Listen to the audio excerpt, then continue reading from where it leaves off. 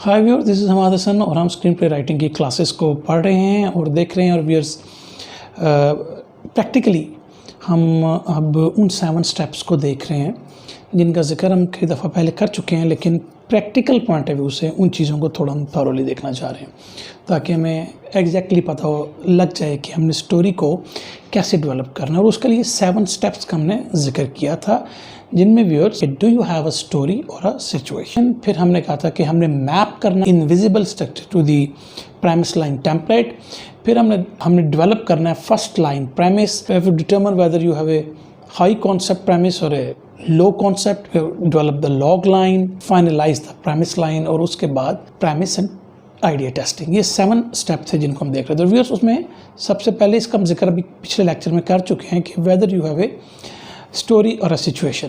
तो स्टोरी और a situation में व्यूअर्स, मैंने आपको कहा है कि अगेन ये आपके अपनी ट्रूथ है कि आप एज अ राइटर इसको क्या समझ रहे हैं। दोनों तरह की स्टोरीज आप लिख सकते हैं जिसमें स्टोरी और सिचुएशन हो, लेकिन मैंने आपको कहा था अगर आप एक सिचुएशनल फिल्म लिख रहे हैं तो फिर ये जो हमारे 7 स्टेप्स हैं और उसके बाद हमने जब इनविजिबल स्ट्रक्चर और विजिबल स्ट्रक्चर को आपस में मैप करके प्राइमस लाइन के टेम्पलेट पर बिठाया था, तो उसमें वो जो फाउंडेशन स्टेप्स थे जिनमें हमारे स्टोरी आगे चलती है, उस पर ये आपके आइडियाज़ स्टोरी वाले नहीं बैठेंगे, तो उसमें आप अपना सर ना खपाएं।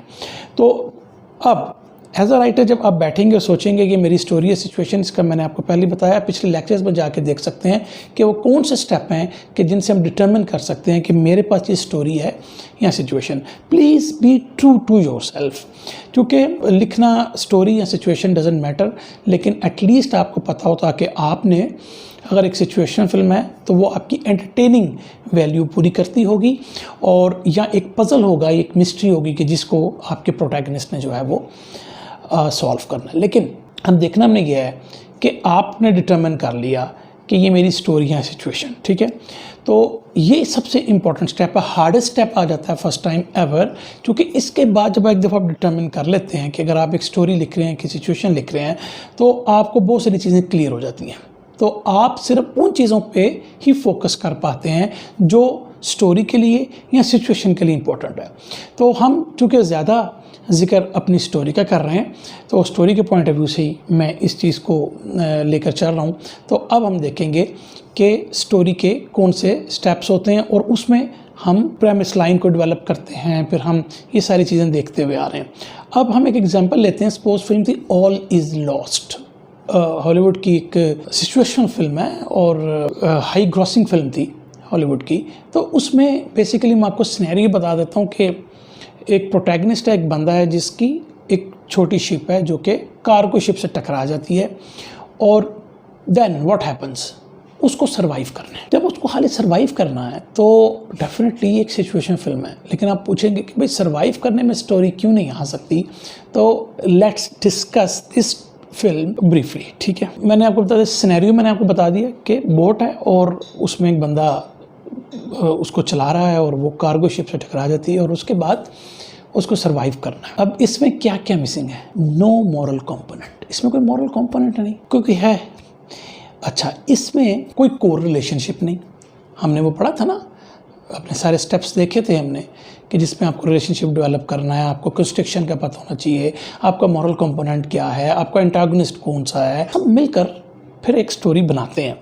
तो इसमें एक तो कोई मॉरल कंपोनेंट नहीं है, कोई कोर रिलेशनशिप नहीं है, कोई ऑपोजिशन नहीं है। अब अगर आप ये कहेंगे सी ऑपोजिशन है, तो हमने पहले कहा था कि कोई भी इनएनिमेटेड ऑब्जेक्ट आपका ऑपोजिशन नहीं हो सकता। तो 3 चीज़ें इसमें मिसिंग है। तो फिर जो हमने डेवलप किए थे, जो हमने फाउंडेशन स्टेप बनाए थे, उन 7 में से 3 तो मिसिंग है। अच्छा, यहाँ पर तो मैं प्रोटैगनिस्ट का नाम भी नहीं पता। इसके अगर हम एनालिसिस करें इस फिल्म का, तो क्या कि ये classic man against nature structure पे एक फिल्म है। तो डेफिनेटली एक सर्वाइवल की फिल्म है। जब आप बेसिकली मैन अगेंस्ट नेचर कर रहे होते हैं, तो बेसिकली मैन अगेंस्ट हिमसेल्फ हो रहा होता है, क्योंकि आप फेट के, अपनी किस्मत के सर पे बैठे हैं। टेम्परली मान लें एंटागनिस्ट है और जो है उसमें मसला आ रहा है, तो आप किसके सर पे हैं?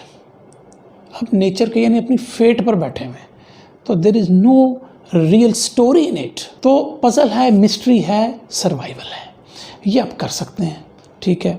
उसमें आप जितनी मर्जी चीज़ें डाल लें। इस पैसिव स्ट्रक्चर को हम पढ़ चुके हैं, इस पैसिव प्रोटैगनिस्ट को हम देख चुके हैं अपने स्टोरी इंजन में। तो इट मीन्स व्यूअर्स के इसमें बेसिकली मैन सर्वाइव कर रहा है, प्रोटैगनिस्ट आपका सर्वाइवल की जंग लड़ रहा है। तो मैसेज क्या है स्टोरी का? Never give up. हमने देखा कि आदमी ने कभी गिव अप तो नहीं किया उस फिल्म में, लेकिन गिव इन कर दिया अपनी फेट पर। एंड में वो सर्वाइव भी कर रहा था, बिल्कुल एंड में आके उसकी वो बच जाता है। तो हम फिर कहते हैं ऑल इज नॉट लॉस्ट। तो हमने क्या देखा, ये basically more of the situational film है जिसमें कैरेक्टर डेवलपमेंट तो कोई नहीं हो रही ना। कोई मॉरल कंपोनेंट जब नहीं होगा तो कैरेक्टर की डेवलपमेंट कहाँ से आएगी? तो ये एक एग्जांपल थी। लेकिन अब आप देखेंगे ये बड़ी पसंद की गई फिल्म, इसलिए कि मैं अगेन कह रहा हूँ, पसंद करना ना करना के यहाँ पर इशू नहीं है, मेरा वो टॉपिक नहीं है। मैं यहाँ पर सिर्फ ये कहना चाह रहा हूँ कि एक सिचुएशनल फिल्म है जिसको राइटर ही समझ के लिख रहा है कि मैं स्टोरी लिख रहा हूँ, स्टोरी नहीं है। तो ये इसके बारे में थोड़ा सा और बताना था। तो फिर सिचुएशनल फिल्म में भी डेफिनेटली आप अगले स्टेप तक तो जाएंगे, जिसको हम कहते हैं map the invisible structure to the premise line template. लेकिन उसमें मसला क्या आएगा? आपको कोई मीनिंगफुल कंस्ट्रक्शन नहीं हो सकती, कोई मॉरल कंपोनेंट या कोई चेंज आर्क नहीं उसमें आ सकता। तो इट मीन्स फिर भी हम प्रेमिस लाइन को डेवलप तो कर लेंगे उन कंपोनेंट्स को निकाल के। तो आप ये कह सकते हैं कि एक इसको ये कह सकते हैं कि एक सिचुएशनल प्रेमिस लाइन डेवलप हो गई। यानी प्रेमिस लाइन जो हम पढ़ रहे थे जिसमें कंस्ट्रक्शन आ रहा है, हमारा रेजिस्टेंस आ रही है, ये सारी चीज़ें आ रही हैं। तो इसमें जो ये चीज़ें मॉरल कंपोनेंट की मिसिंग है या हमारी जो कोई मीनिंगफुल कंस्ट्रक्शन नहीं है, तो ये मिसिंग के अलावा प्रेमिस लाइन तो बन जाएगी आपकी। जाहिर बात है फिल्म का कोई ना कोई प्रेमिस लाइन तो बन जाता है, लेकिन उसको आप कह सकते हैं कि आपकी एक सिचुएशनल प्रेमिस लाइन है। अब जो हम स्टेप देख रहे हैं, जो हम प्रैक्टिकली पॉइंट ऑफ व्यू से बात करें, इसका जिक्र पहले हो चुका है कि हमने बहुत ही लेंथी तरीके से पिछले लेक्चर्स में देखा था कि हम कैसे इनविजिबल स्ट्रक्चर और विजिबल स्ट्रक्चर को मैप करते हैं। और उसके जो कंपोनेंट्स हैं वो हमने देखा था। इनविजिबल स्ट्रक्चर के जो 7 कंपोनेंट्स हैं जिसमें करैक्टर है, कंस्ट्रक्शन है, डिज़ायर है, रेजिस्टेंस है, रिलेशनशिप है और एडवेंचर है और उसके बाद चेंज है। ये 7 कंपोनेंट्स जो जब हम अपनी स्टोरी के पॉइंट ऑफ व्यू से लिखेंगे तो ये 7 कंपोनेंट्स आपके बैठने चाहिए। सिचुएशन फेज में इसमें से 2-3 मिसिंग होंगे, लेकिन स्टिल आप अपने आइडिया को प्रेमिस लाइन पर बैठा सकते हैं। वो एक सिचुएशनल प्रेमिस लाइन होगी। इसका जिक्र पहले हमने नहीं किया, इसलिए मैं बता रहा हूँ। कुछ चीज़ें हमारी भी रह गई हैं, इसको हमने कंप्लीट करना है, तो वो आप बना लें, वो बना लें और उस पर आप अपनी स्टोरी को डेवलप कर लें। लेकिन स्टोरी जब हम अपनी लिख रहे होते हैं, जिसको हम वाकई स्टोरी कहते हैं और सिचुएशन नहीं कहते, तो उसमें ये 7 कंपोनेंट्स आपके फुलफिल्ड होने चाहिए। बिकॉज जब आप प्रेमिस लाइन लिख रहे होते हैं, और हमने प्रेमिस लाइन की डेवलपमेंट के कुछ एक्सरसाइजेस भी अपने ग्रुप में की हैं, जो हमारा व्हाट्सएप का ग्रुप है, उसमें आप अगर ज्वाइन करना चाहें तो व्यूअर्स व्हाट्सएप के ग्रुप का लिंक भी डिस्क्रिप्शन में अवेलेबल है। उसके अंदर जब प्रेमिस लाइन की हमने 2-3 दफ़ा प्रैक्टिस की, तो क्यों देखें, जब प्रेमिस लाइन आप बनाते हैं तो प्रेमिस लाइन डिफ़िकल्ट पार्ट है, लेंथी है ज़्यादा। उस पर हम कहते हैं 5 मिनट में बन जाए, 5 मिनट में नहीं बनती, 5 मिनट में वो नहीं बनेगी। कई दफ़ा हो सकता है आपको कोई एक लफ्ज़ ज़हन में आए, कभी आप कहेंगे एक सेंटेंस ज़हन में आ जाए कंस्ट्रक्शन के पॉइंट ऑफ व्यू से, तो इट विल आपको जगल करना है, आपको सोचना है हमने कैसे प्रेमिस लाइन को डेवलप करना है, किस तरीके से इसको डेवलप करना है। तो उसके लिए आपको टाइम चाहिए। और वो मतलब मैं किसी की प्रेमिस लाइन देखता हूँ तो 1 सेकंड में दिन में समझ में आई थी कि कोहेरेंट है कि नहीं। यानी कि अगर आप ये सोचते हैं कि आपके करैक्टर का एक मॉरल कंपोनेंट है, एक मॉरल ब्लाइंड स्पॉट है, उसको अपने डिज़ायर के साथ सपोज मैच करना है, तो वो तभी कोहेरेंट बनेगा ना जब वो मैप हुआ होगा। अगर आपने सोच लिया ये इसका मॉरल कंपोनेंट है, वो बस आपने सोच लिया, लेकिन डिज़ायर आप कोई और निकाल रहे हैं, वो आपने उसको खानों को पूरा नहीं करना। आपको यही स्ट्रॉन्गेस्ट पार्ट होता है और डिफ़िकल्ट पार्ट होता है। आपने अपने मॉरल कंपोनेंट को डिज़ायर के साथ कैसे मैप करना है। फिर जब आप अपनी प्रेमिस लाइन को लिख रहे हो तो शुरू में आप वो मैपिंग वाला जो मैंने स्ट्रक्चर बताया था उस तरह लिखें, जैसे आप सेंटेंसेस में लिखते हैं वैसे लिखें। जिनमें कंस्ट्रक्शन है, करैक्टर है, वो उससे शुरू में आप कहेंगे यार इसमें तो 2 कंपोनेंट मिस हो रहे हैं, डजेंट मैटर, वो होगा। कभी आप सोचेंगे यार विद इन द लाइन मेरा कंस्ट्रक्शन पड़ा है, मतलब मुझे इसको थोड़ा सा रिफाइन करना है। मैं आपको बार बार ये बात कर रहा हूँ कि प्रेमिस लाइन पे टाइम दें। ये बन गई, बंदा ये फ्रस्ट्रेट होता है मैं फटाफट लिखूँगी, यही तो सारा मसला है हम सब राइटर्स का कि हम फटाफट लिखना चाहते हैं। नहीं, आपको प्रेमिस लाइन को डेवलप करना है, उसमें आपको टाइम देना है, हफ्ता 2-3 2 महीने लग सकते हैं, बनाएं। वो जब बन गई और आपको क्लियर हो गया, सीन सामने आ जाएंगे आपके, कुछ भी नहीं करना आपको, दैट्स ऑल। ये ऐसा फार्मूला मैं आपको बता रहा हूँ। लेकिन हम क्या करते हैं, 2 घंटे किया और आपने समझा ये सही होगा, नहीं ऐसे सही नहीं होता। आप कहते यार ये तुम डिज़ायर भी मैंने बता दिया, इसका मॉरल कंपोनेंट, ये मॉरल कंपोनेंट पढ़ा, ये डिज़ायर पढ़ा, भाई मैप कैसे करना हमको, ये असल में देखना है आपको। तो मैंने आपको कहा कि आप सेंटेंसेस लिखें। कई दफ़ा आपको लगेगा यार इसमें कंस्ट्रक्शन मिसिंग है, कंस्ट्रक्शन जो है कई दफ़ा आपको लगेगा कि मॉरल कंपोनेंट का जो है वो डिज़ायर के साथ जो है वो मैप नहीं हो पा रहा, कभी आपको डिज़ायर अजीब लगेगा।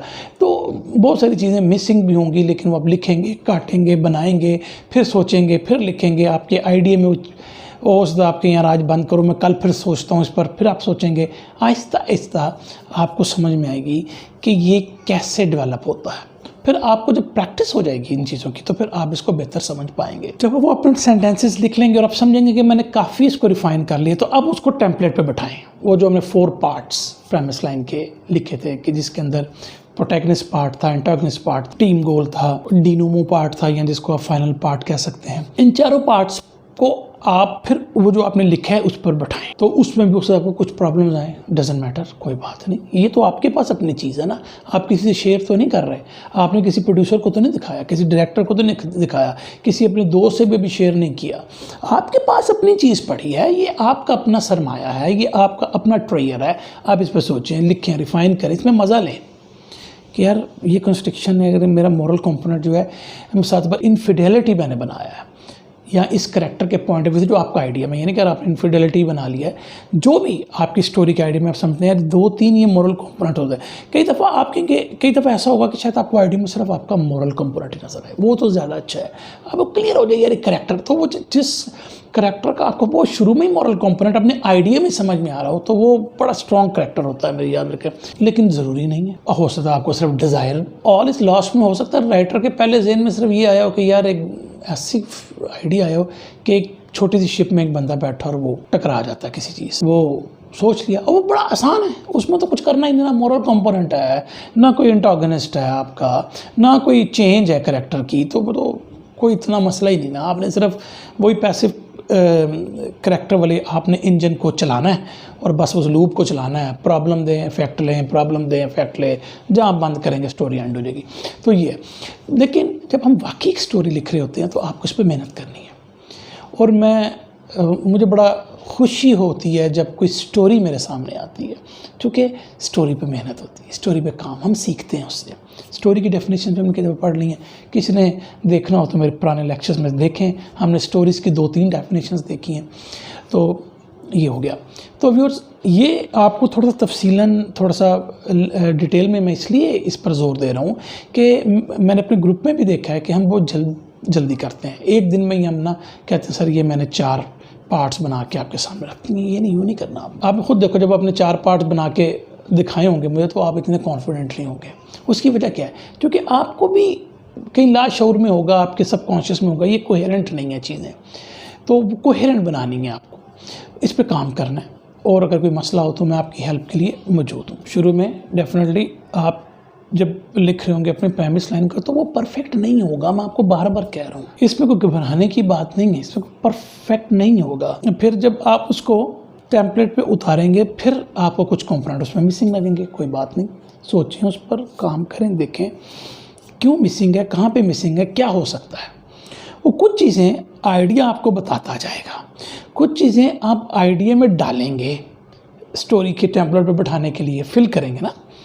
मैंने आपको बहुत शुरू में एक चीज़ बात की थी कि जब आपके ज़हन में एक आइडिया आता है, तो वो रशियन राइटर ने कहा था कि वो पेपर पे आने तक आधा भी नहीं रहता, ठीक है ना। ख्याल में जो चीज़ें आप सोच रहे होते हैं वो उसमें बड़ा फ्लो होता है, ठीक है। जब आप पेपर पे उतारते हैं, कहते हैं यार मैं तो ये सोचा था, वो पेपर पे वैसी शक्ल नहीं दे रहा था, क्योंकि पेपर पे आपको स्ट्रक्चर चाहिए। तो प्रेमिस लाइन कि ये जो हम इनविजिबल स्ट्रक्चर के 7 कंपोनेंट्स पढ़ रहे हैं, ये स्ट्रक्चर है, ये आपको स्ट्रक्चर बता रहा है आपकी स्टोरी का।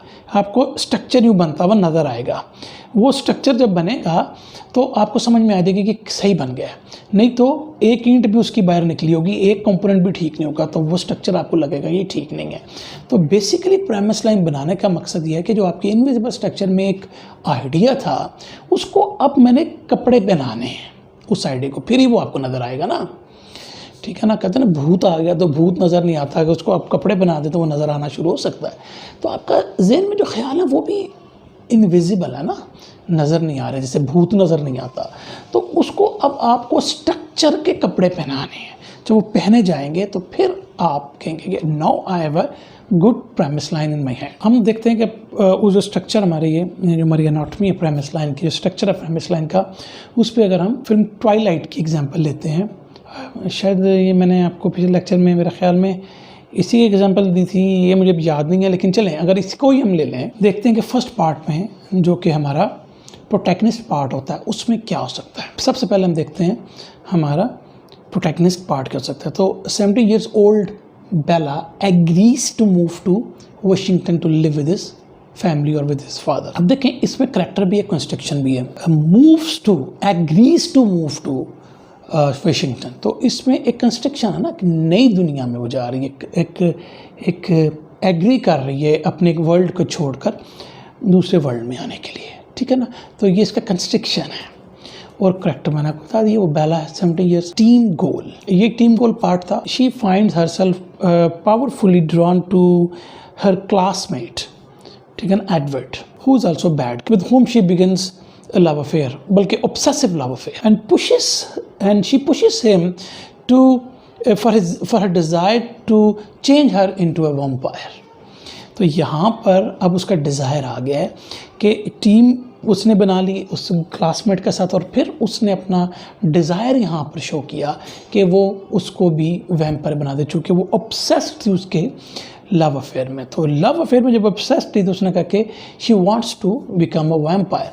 तो अब ये हमारा हो गया। अब देखें ना कितना अच्छा, अब देखें ना कितना खूबसूरत कोहेरेंट है ये चीज़ ना। ऑपोजिशन जब हमारा पार्ट आएगा, here her affair and BelAZ life is threatened by James, predatory vampire, वो जो कि दूसरों पर हमला करते हैं। क्योंकि रेजिस्टेंस और एडवेंचर का पार्ट चल रहा है, तो एडवेंचर इसमें ये है, रेजिस्टेंस तो ये आगे के उसको मारना चाहता है, लेकिन वो बेसिकली प्रेडेटरी वैम्पायर तो है, but he likes more to हर्न than to kill. So her affair and Bella's life is threatened by James, who is a predatory vampire who targets Bella for death because she is a hard target.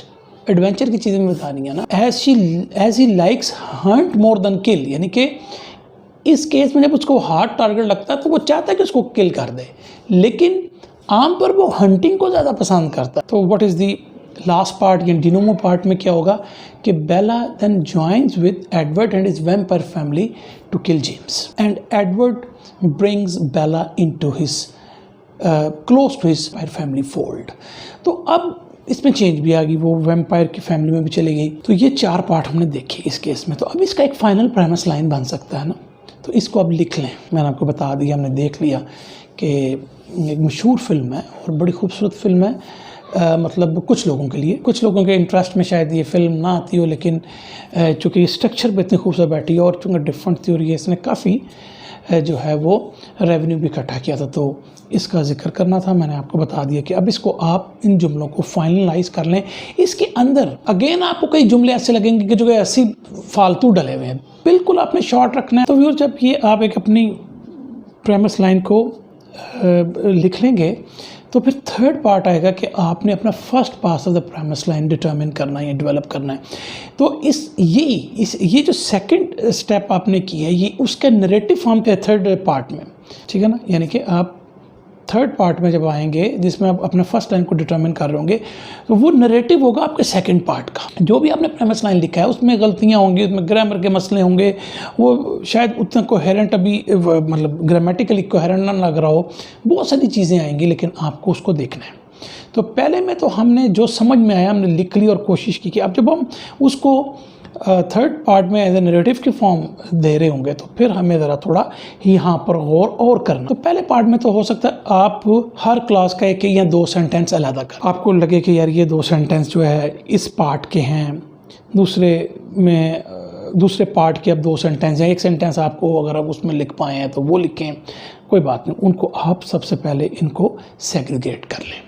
Second step में आप क्या करें, जब आपने वो premise line की 8-10 लाइनें अगर लिख ली हुई थी, जिसमें से अभी आप 2-2 सेंटेंस अलग करके पार्ट के आगे लिख रहे थे, तो उसमें हो सकता है आप मार्कर से लेकर, या अगर आप कंप्यूटर पे कर रहे हैं उसको हाईलाइट कर लें, वो वर्ड या वो बातें जो आपकी पार्ट की इम्पोर्टेंस है या आपके कंपोनेंट्स हैं, 7 जो कंपोनेंट्स हैं वो आपको नज़र आ रहे हैं। कंस्ट्रक्शन का नज़र आया तो आपने उसको मार्क कर लिया, आपको नज़र आया कि ये मेरा एडवेंचर है, आपने उसको मार्क कर लिया, तो वो आप मार्क कर लें। और जब आप ये मार्क कर लेंगे, सब कुछ कर लेंगे, तो अब आपको समझ में आएगी कौन से वर्ड्स मैं निकाल सकता हूँ, कौन सा जुमला मैं ख़त्म कर सकता हूँ, कौन सा सेंटेंस जो मैं डाल सकता हूँ, और फिर आप उसको रिफ़ाइन करके, वो कहते हैं ना किल योर डार्लिंग्स, कि जब आपने लिखा होगा यार ये प्रेमिस लाइन पे बड़ा अच्छा जुमला आ रहा है, मैंने आपको पहले बात की कि प्रेमिस लाइन किसी के लिए नहीं सिवाय आपके लिए है।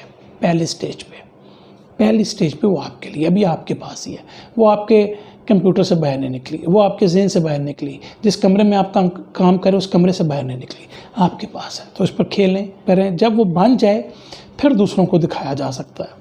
तो अभी वो आपके हाथ में, और ये आपका टूल है जिसने आपकी फिल्म को चलाना है। इस टूल जब आपका क्लियर नहीं होगा तो आप बैठे रहेंगे। अब मैं आपको बार बार कह रहा हूँ, आप फंसे रहेंगे। तो फिर आज की क्लास के लिए इतना ही रखते हैं। हम नेक्स्ट में देखेंगे कि अपने जो बाकी हमारे स्टेप्स रह गए हैं, और उसमें सबसे पहले हम देखेंगे कि do you have a high concept और ए सॉफ्ट कॉन्सेप्ट।